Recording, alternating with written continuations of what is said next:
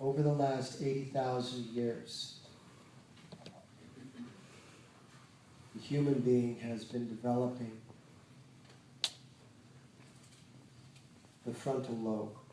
And with that frontal lobe has come the development of our intellect, our memory, and our anticipation. And our goal, a very deeply inherent goal, a cellular level goal, has been to achieve a substitution for joy, known as pleasure. Joy is at the core of life. It's one of the four qualities of prana: ease, joy, knowing, and liberation. Free, total freedom.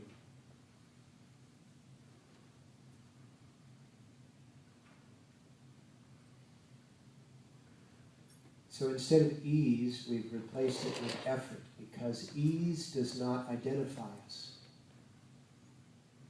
Effort does.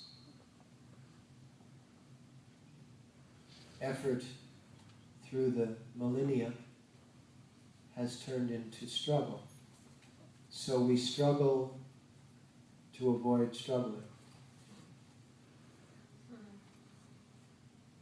And that development is called convenience.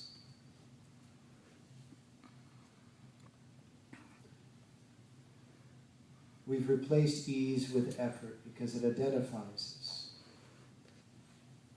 Once we're identified, we're separated. We no longer feel a unity. We no longer feel a yoga. So if we no longer feel a yoga, we cannot experience joy, because joy is that sensation of complete union. It's a deep longing inside of every one of us. And we can't find joy out here.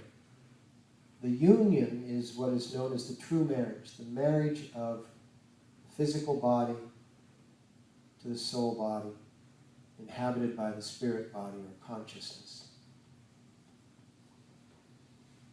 That's known as the true marriage in Sanskrit. So we cannot find joy out here, but what we can find out here, what we can actually acquire, is pleasure. And so we have replaced ease with effort and joy with pleasure. So we create an effort to seek pleasure. And we feel that if that happens, now I'm on the money. But those two things separate us from knowing, because we're already in a state of separation. Effort separates us, because what it determines is that I'm actually doing something. I'm actually doing something. We're not doing anything. We're not the doer and we're not the done. We are the doing. And that does not have a hand. That is just an event that is unfolding by the hand of the doer. You don't learn this until you breathe your last. You've breathed your last 80,000 plus times, plus 8.4 million before that. Do you need another? Guru Nanak said, be dead while yet alive. Die. Dead while yet alive. And everybody goes, that's kind of morbid.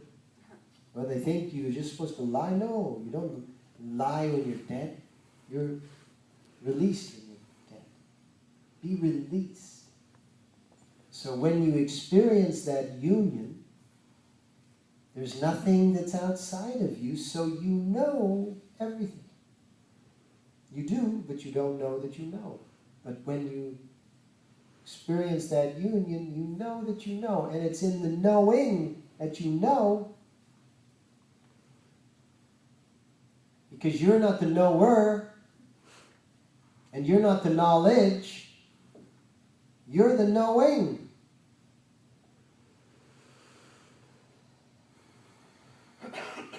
So we replace knowing with wondering. I wonder, wonder who wrote the book of love. It's such a cute ditty, but it's complete insanity. But that's what we taste. Do you think she loves me? I don't know. She said it. What about him? Does he like her? Does he like me? Come on. There's nothing social about that.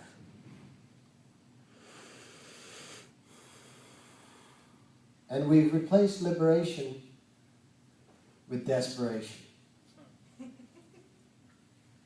We believe, and it's very stimulating, the more desperate we become, the more motivated we will be. Hunger. He's hungry for it. Oh my God. Really? How's that working?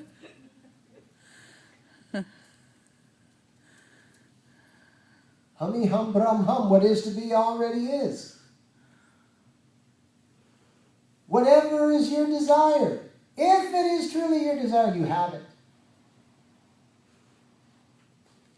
And if it don't have it, and you believe you desire it, then sit with it and discover what it is about your system that has separated you from it.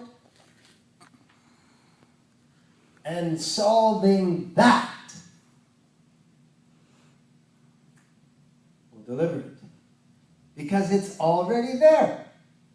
She already loves you. He already loves you. Whatever. You already have the red one. Whatever. The 65-inch one. Whatever.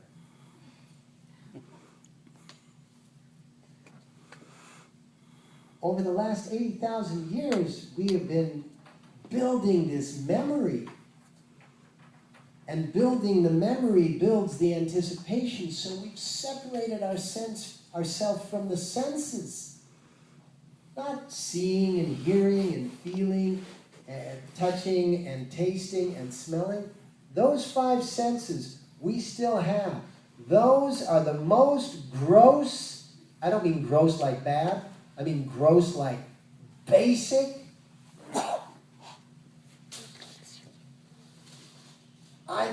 We bought my son's car for $1 when he moved to Seattle.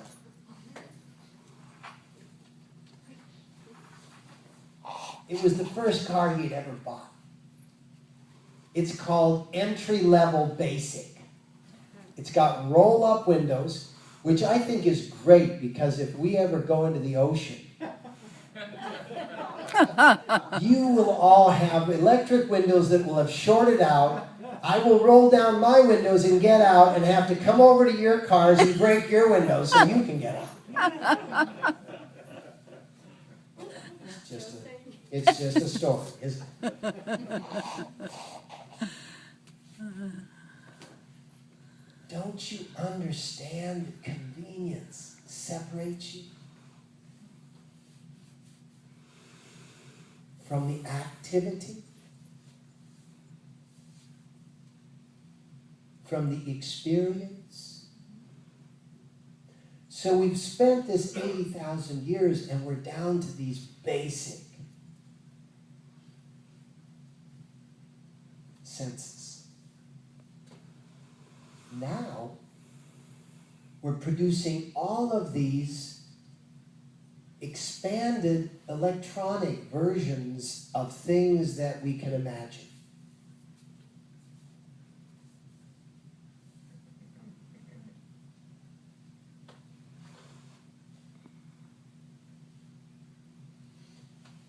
our frustration is that we imagine this stuff and we desire this, but if we only have the 5 basics, we can't acquire this.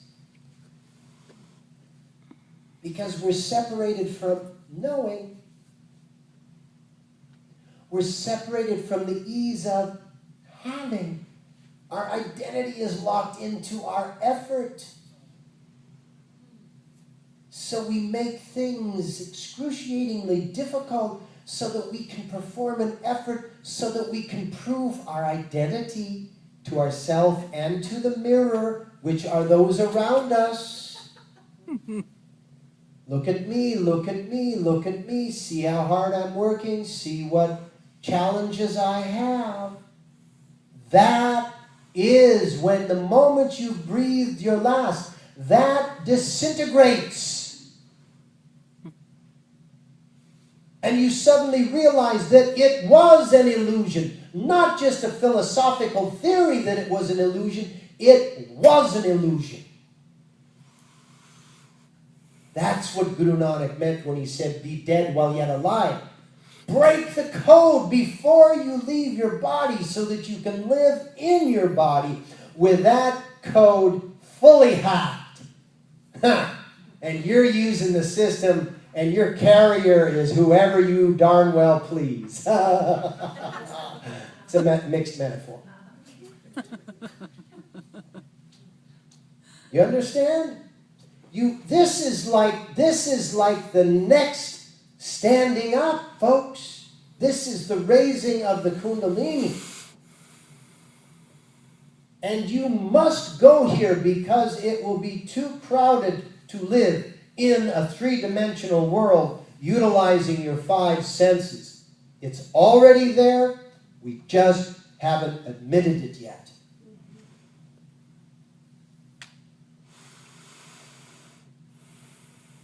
All cameras on one man. He says, look what they're doing. Bad, bad, very bad. Cameras swing to the bad man. That's hypocrisy. You've been doing it all the time. We just did it this once. Everybody goes, is that true? Swing back. No, don't be fooled by that. That's just rhetoric. Holy moly, it's all just rhetoric.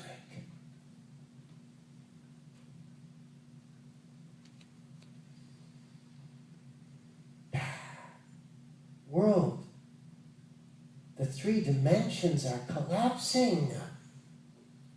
When 2 dimensions collapsed, the primates stood up and said, holy moly, there is another dimension out here. Because 4-leggeds are very 2-dimensional. They have very little depth perception. Birds still only have 2 dimensions, but they use a different 2. Birds use height and depth. Animals use width and height. And don't have a depth perception.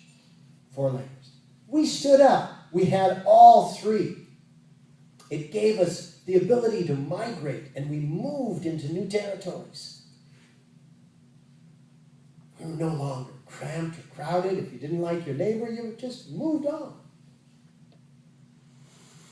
And that worked until a couple of 100 years ago, didn't it? Huh? Until it all reached right here. Right? The West Coast. They call it the last coast. Oh, you live on the last coast. Everything has gone to wherever it can go to. In 3 dimensions. We have to stand up. And what is that standing up? That is the standing up of the Kundalini. Because we have lost so many senses. The most important of which is that we have lost the sense of self. We currently